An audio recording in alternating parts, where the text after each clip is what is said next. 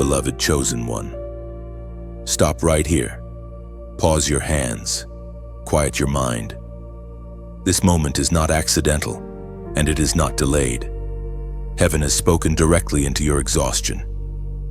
You have been striving in silence, carrying pressure no one saw, holding responsibilities that were never meant to crush your spirit. And now God interrupts you not to rebuke you, but to relieve you. This is divine timing. This is divine mercy. You have done enough. Let him take it from here. You have mistaken endurance for calling. You thought if you just pushed a little longer, prayed a little harder, held on a little tighter, then everything would finally break open. But what broke open instead was your strength. Your soul grew tired. Your joy thinned out. And still you kept going because stopping felt like failure. But heaven never asked you to destroy yourself to prove obedience. Listen closely. God does not measure faith by how exhausted you are. He measures it by how willing you are to trust when you can no longer control the outcome. You were faithful in the grind. You were loyal in the waiting. You showed discipline in the delay, and now God says that part is finished. Says, this is where many chosen ones get confused. When heaven goes quiet, you assume you must go louder. When doors don't move, you assume you must push harder. But there comes a point where effort becomes interference, where striving blocks surrender, where your hands stay on something God is trying to remove from you. You are not being asked to quit your calling. You are being asked to step out of the driver's seat. There is a difference. The weight you feel right now is not because the assignment is heavy, it is because it is no longer yours to carry alone. You fought because you were trained to survive. You adapted because you had no safety net. You learned to be strong because weakness was not an option. But strength without rest eventually turns into self-reliance. And self-reliance, even when spiritual, quietly replaces trust. This is the holy halt. This is the moment heaven says, stand still. Not because nothing is happening, but because something greater is unfolding beyond your reach. You don't need to defend yourself anymore.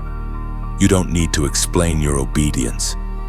You don't need to keep replaying scenarios in your mind, wondering how this will resolve. God is stepping forward and when God steps forward, your role changes. There is a reason you feel strangely empty of energy right now. It is not depression. It is not defeat. It is transition. Heaven drains what you no longer need so it can fill you with what comes next. You cannot carry both seasons at once. You were never meant to win this by force. You were meant to witness it by faith.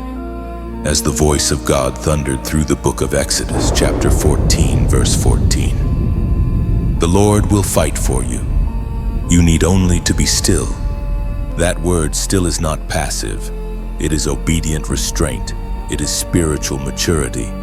It is knowing when to stop swinging and start watching. Israel didn't cross the sea by effort. They crossed because God moved the waters when they stopped panicking. And that is exactly what is happening in your life right now. The pressure you feel is not pushing you to act, it is pushing you to trust. The silence is not abandonment, it is coordination.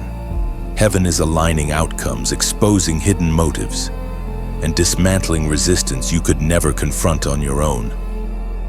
If you keep intervening, you delay the breakthrough. If you stay still, you accelerate it. This is where fear tries one last time. Fear says, if I stop, I'll lose momentum. Fear says, if I rest, I'll fall behind. Fear says, if I let go, everything will collapse. But faith says, if God said stop, He already accounted for the outcome. Don't do it. Don't pick the burden back up. No matter the price, this is not the time to prove strength. This is the time to demonstrate trust. Chosen one, heaven has marked this moment as a turning point. You are crossing from effort into evidence. from survival into sovereignty, from carrying into being carried. Let God show you what He can do when you finally step aside. If this word aligns with your spirit, take one action of agreement. Like this message, share it with someone who is weary in faith, and subscribe to stay connected to what heaven is releasing next. And when you're ready, comment 444 as a declaration that you are standing still and letting God fight for you. Chosen one, breathe and remain anchored. What God has taken from your hands will not return unfinished. You are not late, you are not behind, and you are not forgotten. Heaven does not rush perfection. What unfolds next will arrive with clarity, confirmation, and peace that effort could never produce. Stay still, even when the urge to intervene rises again. Let trust complete its work in you. This pause is sealing your obedience and strengthening your discernment. When movement returns, it will be directed, effortless, and unmistakably God-ordained, carrying you forward without strain or confusion. Joseph's story does not begin with a crown. It begins with silence. 13 years of it. 13 years where heaven seemed quiet while betrayal was loud. He was favored. Yet favor did not protect him from being sold by his own brothers. Falsely accused, imprisoned, and forgotten. Joseph did not lose God's presence, but he lost visibility. And that distinction mirrors what many endure in real life. Like Joseph, you have lived seasons where you were faithful yet unseen. You showed integrity when it cost you advancement. You stayed truthful when shortcuts were available. You kept believing while circumstances suggested God had stepped back. That kind of isolation reshapes a person. It deepens perception. It strengthens resolve. It strips away dependency on approval. Joseph was not abandoned. He was being formed. God allowed time to stretch because character grows slowly. The long silence refined Joseph's inner world, his discipline, his restraint, his humility. God did not explain himself during those years. He simply remained present. And often presence without explanation is the highest form of trust God gives. Many people misunderstand delay. They see it as punishment or rejection. But with chosen ones, delay is usually protection. Elevation too early would have damaged Joseph. Power without maturity destroys both the person and those they lead. The prison was not a setback, it was a classroom. Look at your own life. How many times did you wonder why relief didn't come sooner? Why God allowed you to sit with unanswered questions while others advanced? You were not being ignored. You were being preserved. Heaven was guarding you from becoming something you were not ready to sustain. Joseph learned leadership before authority. He learned humility before recognition. He learned how to remain faithful when nothing made sense. Those lessons do not come through comfort. They come through constraint. And they build a strength that does not depend on circumstances. You adapted in those seasons. You learned to stand alone without becoming cold. You learned to survive disappointment without losing hope. That resilience did not appear by accident. God was shaping endurance into your spirit. Joseph did not chase escape. He remained faithful where he was planted. That faithfulness became the key to his future. When the time came, his promotion was sudden, but his preparation had been thorough. Prison clothes changed to royal garments in one day, but the character that sustained the throne was built over 13 years. This is important. Sudden elevation does not cancel long preparation. The waiting years gave weight to the promotion. Without them, Joseph would not have been trusted with power over others' lives. You are not behind. You are on a divine timeline that values depth over speed. God is not concerned with how fast you rise. He is concerned with how long you endure once you arrive. The silence trained you. The loneliness strengthened you. The unanswered prayers disciplined your expectations. Now you carry discernment that applause cannot inflate and delay cannot crush. As we are reminded through the writings of David in the Psalms, chapter 105, verse 19.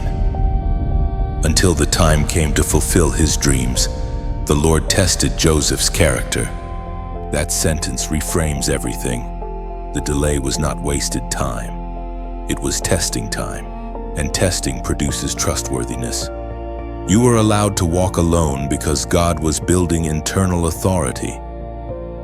External authority without inner alignment always collapses. What is forming in you now will support what is coming later. When your season turns, and it will, you will not resent the waiting. You will recognize its precision. The silence did not disqualify you. It qualified you. Those years of isolation taught you how to listen inwardly. When voices faded and validation disappeared, discernment sharpened. You learned to recognize what mattered and what didn't. That clarity will protect you later, when influence grows and distractions multiply around your calling. You also learned patience that does not rot into passivity.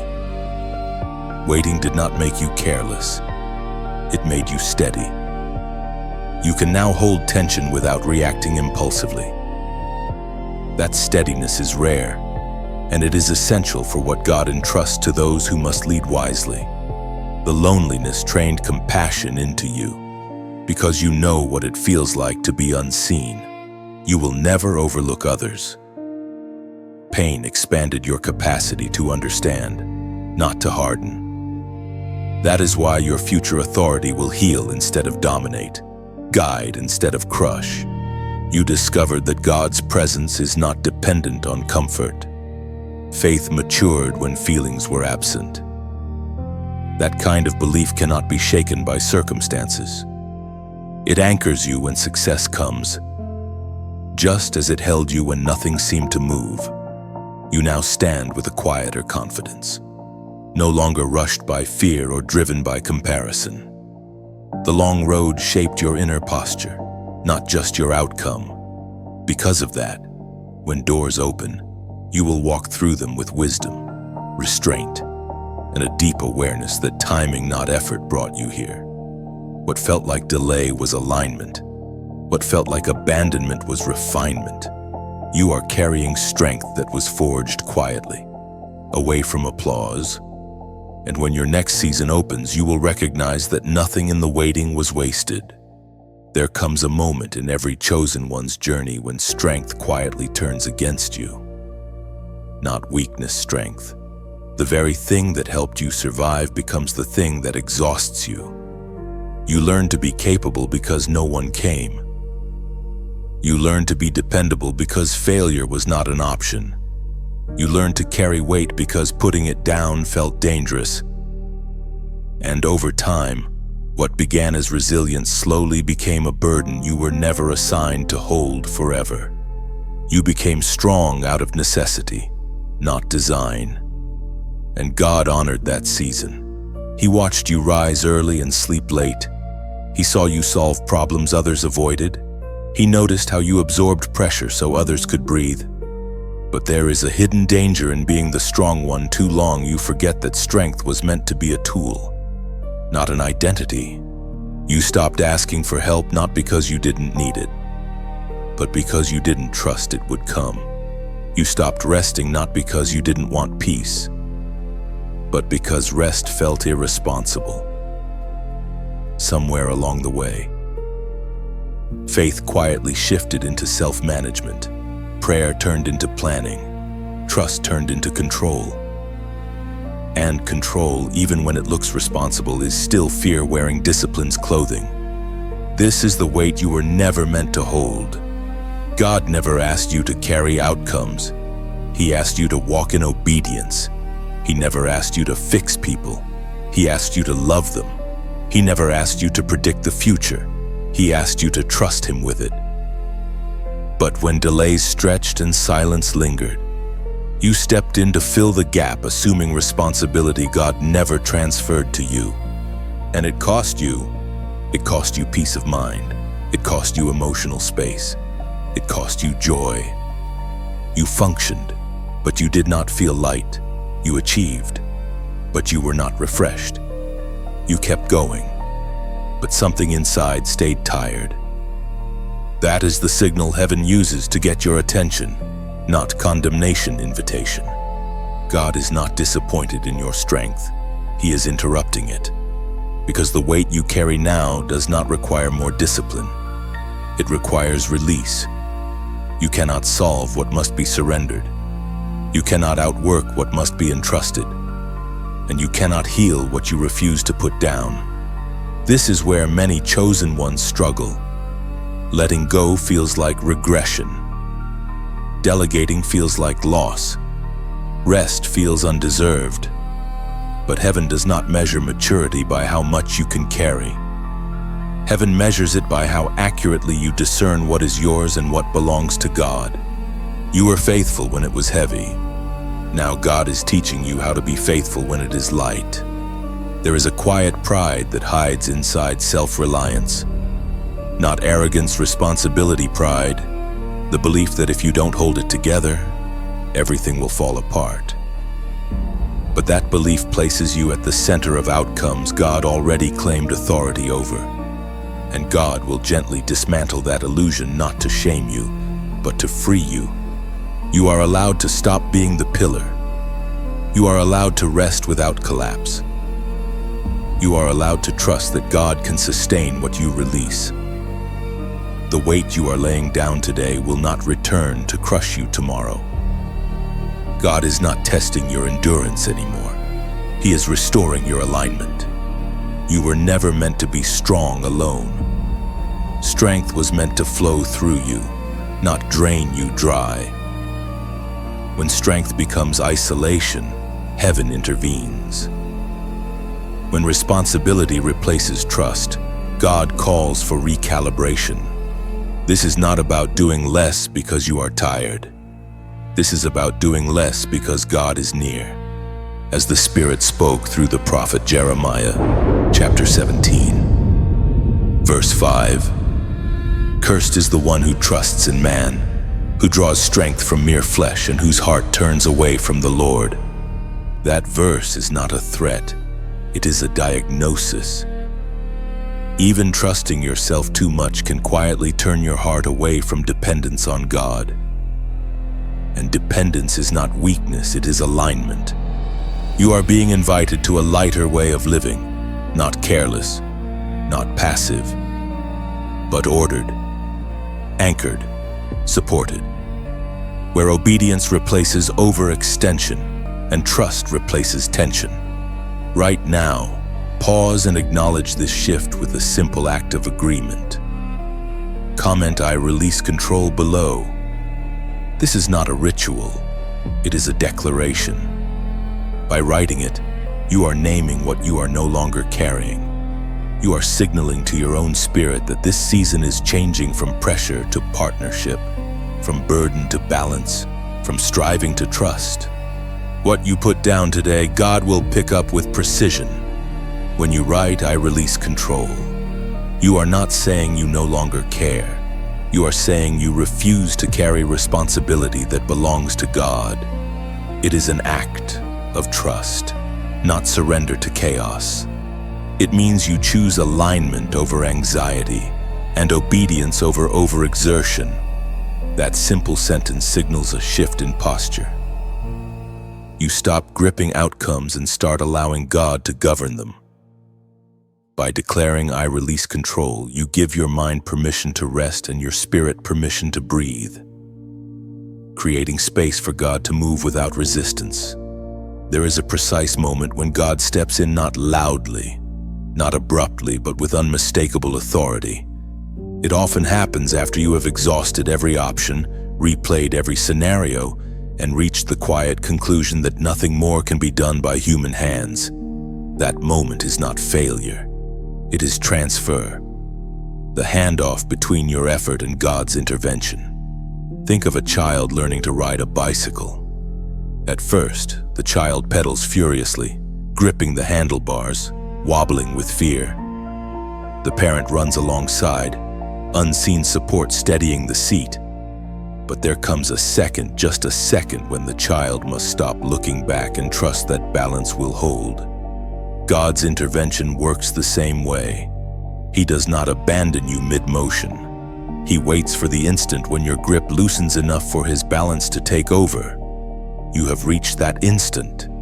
God does not step in because you are incapable. He steps in because the season requires authority beyond effort. Some outcomes cannot be negotiated, fixed, or accelerated. They must be commanded. And only God commands storms, hearts, timing, and truth at once. You tried reasoning. You tried patience. You tried endurance. You tried faith mixed with strategy. But now the terrain has changed. This is no longer a place where more striving yields progress. This is the shoreline where you step into waters that part only when God speaks. Divine intervention is not chaos. It is order restored. It is like a master conductor raising his hand, silencing every instrument that played out of time. The noise stops. The confusion settles. What felt tangled begins to align.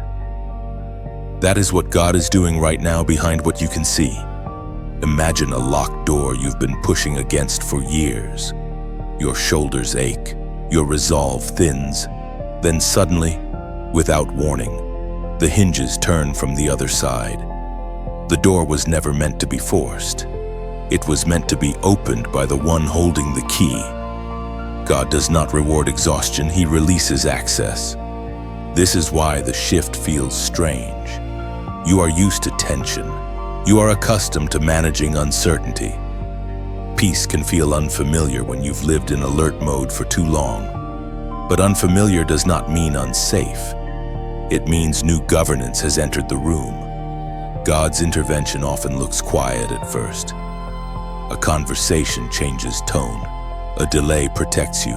A door closes without drama. A burden lifts without explanation. These are not coincidences. These are fingerprints. You are watching God rearrange the environment without asking for your help. Pieces are moving that you never touched. People are repositioned. Truth surfaces. Resistance weakens. And the most important change happens inside you. You stop bracing for impact. Like a potter reclaiming clay from an uneven spin, God slows the wheel so shape can be corrected. He applies pressure where alignment is needed, not where effort already wore you thin. Intervention is not about speed. It is about accuracy.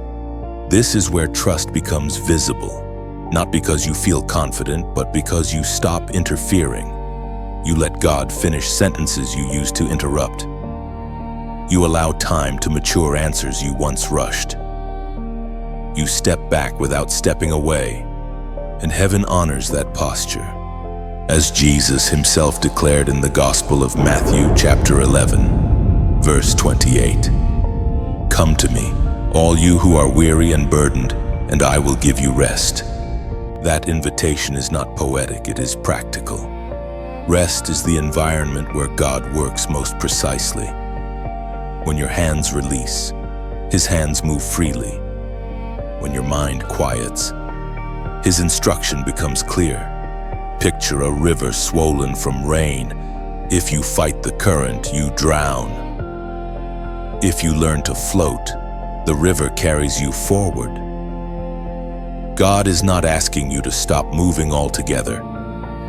He is asking you to move with Him, not against what He has already set in motion. Intervention also brings exposure. What cannot coexist with God's authority begins to surface.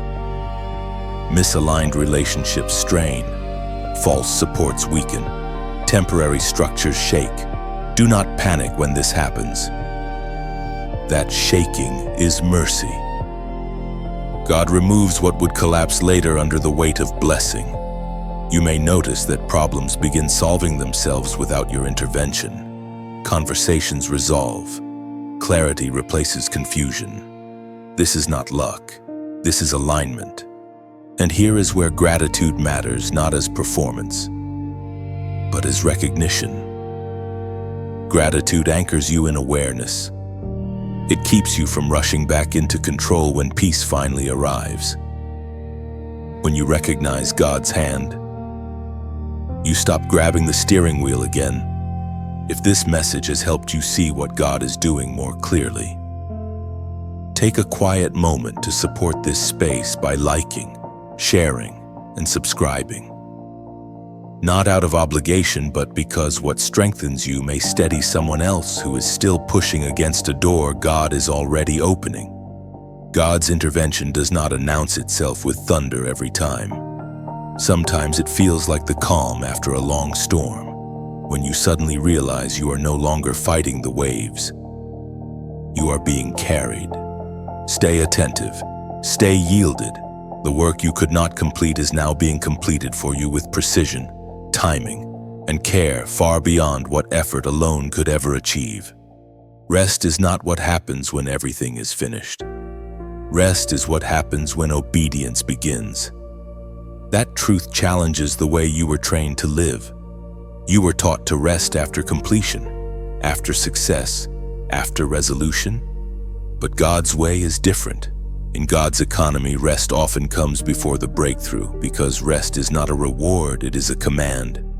This is why discernment matters so deeply in this season.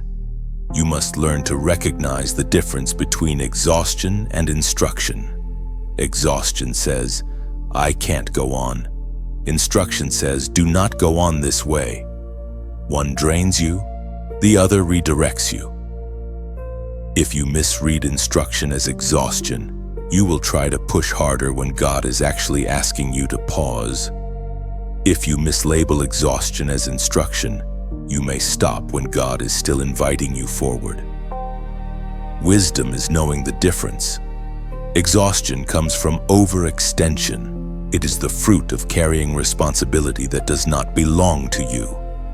It feels frantic, pressured, heavy, and often urgent. Instruction, on the other hand, carries clarity even when it tells you to stop. There is peace in it, even when it challenges your habits. One leaves you depleted, the other leaves you aligned. In everyday life, this discernment shows up in simple moments. When your body is tired but your spirit feels settled, that is not exhaustion, it is instruction to pace yourself. When your schedule is full but your mind feels restless and anxious, that is not productivity, it is overreach. God often speaks through disruption, not collapse. He redirects before damage sets in. You may feel resistance to this idea because you associate rest with laziness or loss of momentum. But biblical rest is neither passive nor careless. Rest is active trust. It is choosing not to intervene where God has already taken responsibility. It is stepping back without stepping away. Declaring rest as obedience means you stop waiting for permission from circumstances. You don't wait until people understand. You don't wait until everything resolves. You rest because God said so, not because life feels safe enough to allow it. This can look very practical. It might mean ending a conversation that only drains you. It might mean not replying immediately, even when you could. It might mean leaving space in your schedule instead of filling every gap. It might mean sleeping instead of rehearsing worst-case scenarios in your mind. These are not small acts. They are spiritual decisions. Rest as obedience also requires boundaries. You cannot rest while constantly reopening what God told you to release.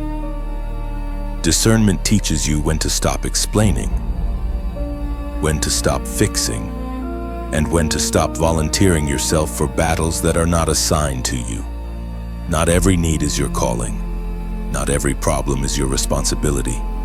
This is especially important if you are someone others rely on. You are used to being the one who holds things together. But God never intended you to become the source, only a steward. when stewardship turns into self-sacrifice without instruction. Rest becomes rebellion against burnout. Another practical indicator instruction from God often repeats calmly. Exhaustion shouts, instruction nudges. Exhaustion creates urgency without clarity. Instruction creates clarity without panic. When you feel rushed, pressured, or guilty for stopping, pause and ask yourself who is speaking right now. God does not drive his children with fear. You also learn discernment by observing fruit. When you obey instruction to rest, peace increases even if circumstances stay the same. When you push through exhaustion, tension multiplies even if progress continues. Fruit reveals source. Declaring rest as obedience is also a declaration to your own nervous system. You are retraining your body and mind to recognize safety and stillness. That is not weakness, that is healing. Many chosen ones struggle here because they learned survival before trust. God is now restoring trust at the level of your habits. Scripture anchors this truth clearly, according to what is revealed in the book of Hebrews, chapter 4, verse 10. For anyone who enters God's rest also rests from their works, just as God did from his. Notice the phrase rests from their works, not because the work was bad, but because the season changed. Rest signals transition. It marks the shift from effort to evidence, from sowing to allowing growth. In practical terms, this means you stop proving.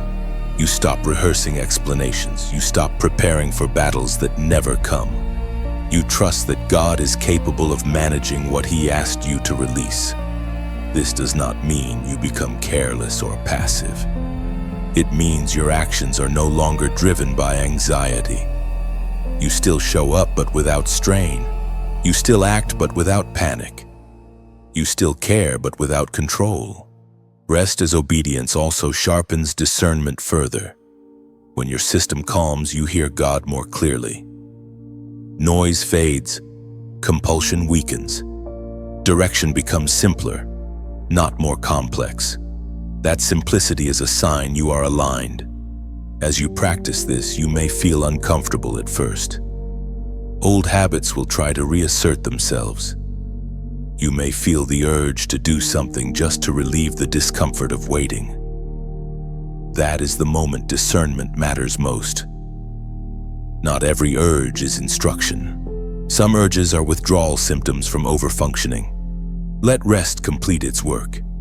To mark this shift consciously, respond with a simple act of agreement. Comment 888 below. This number represents alignment and balance, not striving. By doing this, you are affirming that you recognize the difference between exhaustion and instruction, and that you are choosing to treat rest as obedience, not escape. This season is not about doing more. It is about doing what is assigned and releasing everything else. There is a subtle but undeniable shift that happens when you finally let go. It does not arrive with fireworks or loud announcements. It arrives like alignment clicking into place, like gears that were grinding suddenly moving smoothly. You notice it first, not in circumstances, but inside yourself. The tension in your chest loosens and your thoughts slow down. You stop rehearsing conversations that haven't happened. Peace begins to return, not because everything is solved, but because you are no longer forcing solutions. Letting go does not mean you stop caring. It means you stop gripping. And that difference changes everything. When you release control, you give God space to move without resistance. Many people pray for change while still holding the steering wheel. They ask God to lead, but they correct him mid-turn. Letting go is when you trust direction enough to stop interfering. It is not passive, it is cooperative. This is when alignment begins. You start noticing that things fall into place without your manipulation. Conversations happen naturally. Doors open without pressure. Clarity replaces confusion.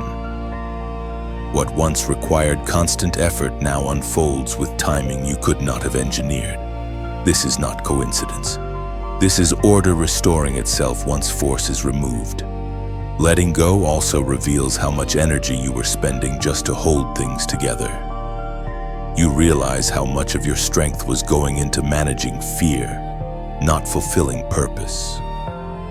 When that fear loosens its grip, energy returns not as adrenaline, but as steadiness. You feel present again, grounded, clear. Another change occurs in your discernment. When you stop pushing, you begin seeing more accurately. You recognize which opportunities are aligned and which are distractions. You sense when to speak and when silence is wiser. Control clouds perception. Surrender sharpens it. You may also notice resistance fading. People who once pushed back lose influence. Situations that felt stuck begin to move. This happens because God confronts what you could not without escalating conflict.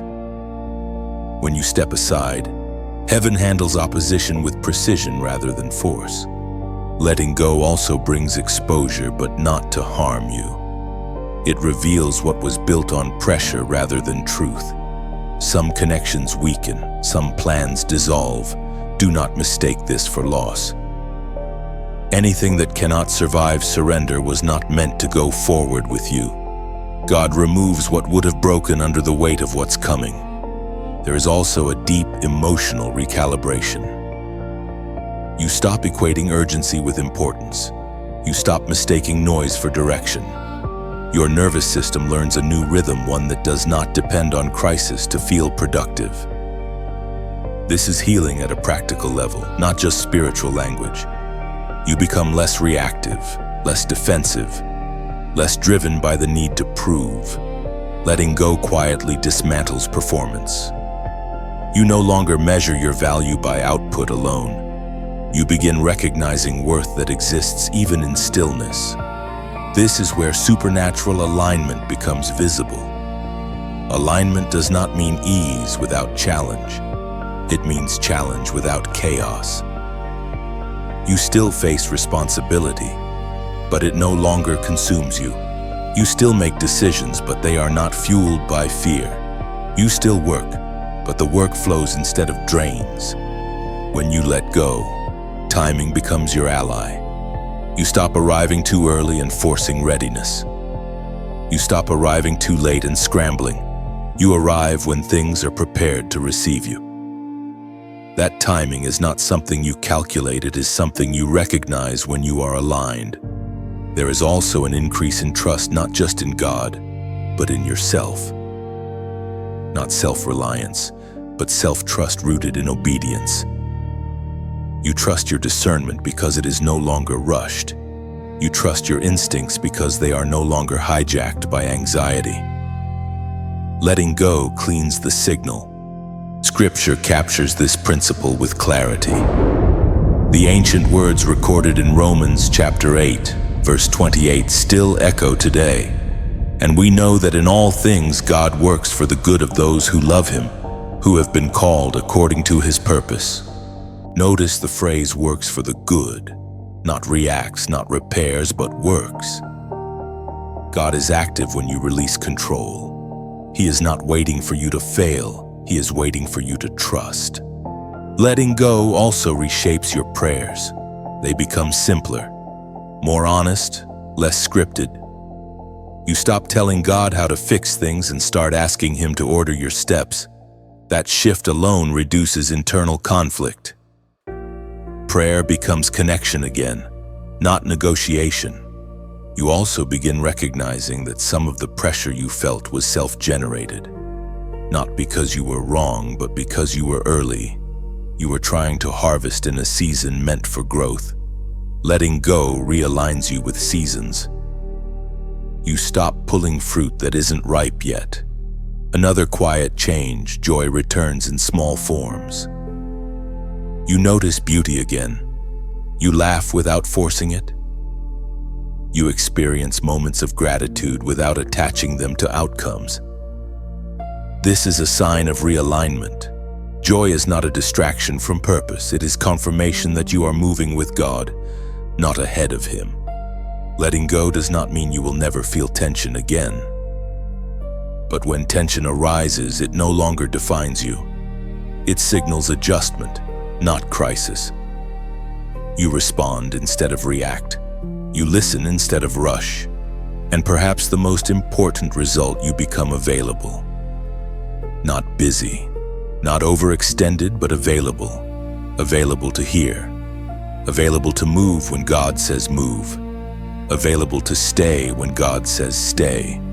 Availability is the posture heaven responds to most. What you released did not disappear into nothing. It moved into better hands. Hands that do not tremble under pressure. Hands that see the full picture. Hands that finish what they begin. This is what happens when you let go. Alignment replaces anxiety. Order replaces urgency. Trust replaces strain. And life begins to move with you, not against you. There is a quiet moment after survival ends and before fulfillment fully begins. It is not dramatic. It is not loud. It feels like standing on a ridge at dawn, when the night has released its grip, but the sun has not yet announced itself.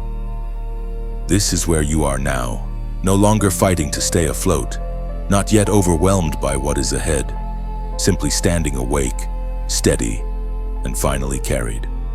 You spent years enduring, learning how to breathe under pressure, learning how to stay kind when misunderstood, learning how to keep moving when strength ran thin. Survival shaped you, but it was never meant to define you. You were not designed to live in constant defense mode. You were designed to become a vessel, someone through whom clarity, wisdom, and stability flow. A vessel is not empty. A vessel is prepared. Everything you walked through refined your capacity. Pain widened it. Delay deepened it. Silence strengthened it. You now carry more without strain because what you carry is no longer driven by fear. You are not bracing for impact anymore. You are grounded, anchored, positioned. This is what elevation actually looks like. Elevation is not spectacle. It is steadiness under weight. It is the ability to hold influence without losing humility, to receive provision without panic, to move forward without rushing ahead of God. Elevation is when responsibility no longer crushes you because it is shared with heaven.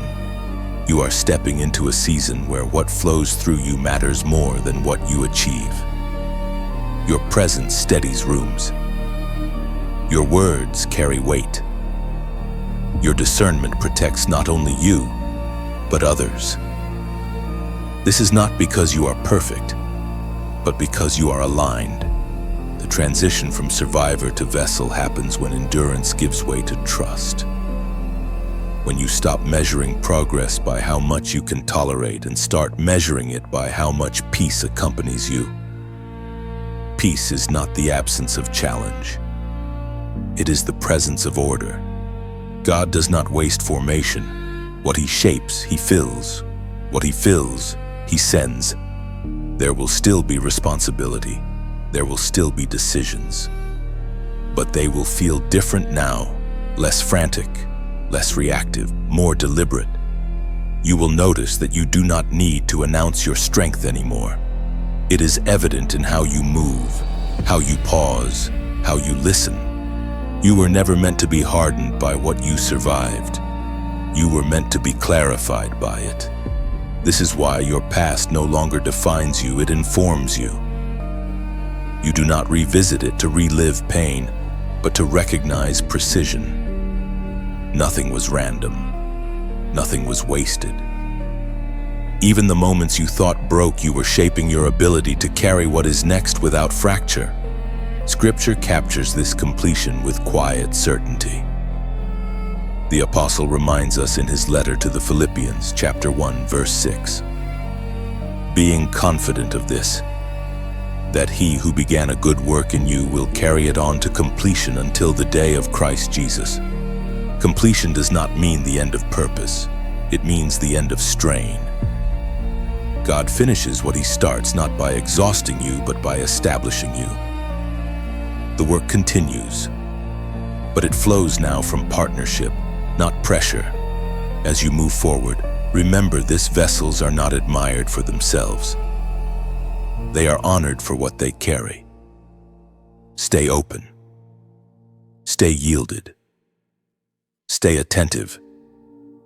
The value is not in being seen, but in being useful in God's timing.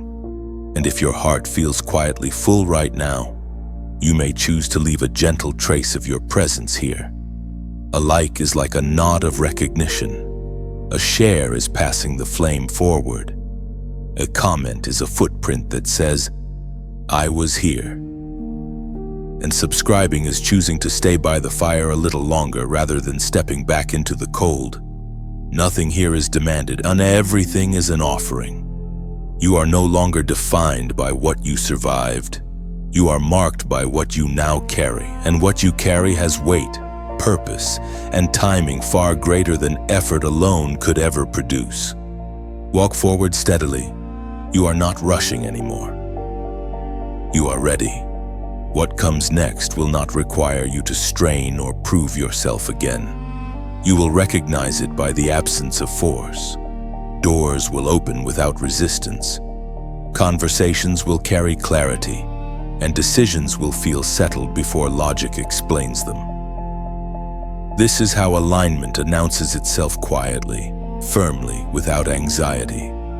You may notice that urgency no longer controls your rhythm. You move when it is time, and you wait when it is not. This restraint is not hesitation, it is mastery. You are learning to trust timing more than impulse, and that trust will protect what is being built. Your story will now speak without explanation. People will sense depth without you recounting pain. Wisdom will surface naturally, not because you rehearsed it, but because it was lived. What once felt heavy has been integrated into strength that does not need to be displayed. Carry this posture forward gently. Let each step be measured, each pause intentional. You are no longer chasing what is ahead. What is meant for you will meet you in stride, recognizing the steadiness you earned through patience and surrender. And now, there is no command to move. No pressure to decide, no demand to respond. What remains is simply space. Space for you to sit with what resonated. Space for you to notice what settled quietly inside. Some words are meant to stir action. Others are meant to linger, like warmth after a long night. Let this ending be the latter. If something here felt useful, steadying, or timely, you may choose to pass it along like sharing a cup of water with someone who looks tired but hasn't said a word. Not because it must be shared, but because generosity sometimes speaks better than instruction. And if nothing felt immediately useful, that is also enough. Insight does not always arrive on schedule. Sometimes it unfolds later, when life creates the context. You do not need to remember every sentence. You do not need to agree with every thought. Simply keep what touched you. Let the rest fall away. What is meant for you will stay without effort. What is not will fade without consequence. An open ending is an honest one. It trusts your discernment. It respects your pace. It allows the message to become a companion rather than a conclusion. You are not being led to a finish line here, but to a threshold, one you may cross now, later, or simply stand beside for a while. If you choose to share, let it be quiet and sincere. If you choose not to, let what resonated work inwardly, shaping small decisions, subtle pauses, gentler expectations. Not everything meaningful needs an audience. Some of the most important shifts happen unseen. So take what you need, leave what you don't. Carry forward whatever gave you a sense of steadiness, clarity, or rest. There is no right response to this moment, only an honest one. And from here, you are free to continue in your own way.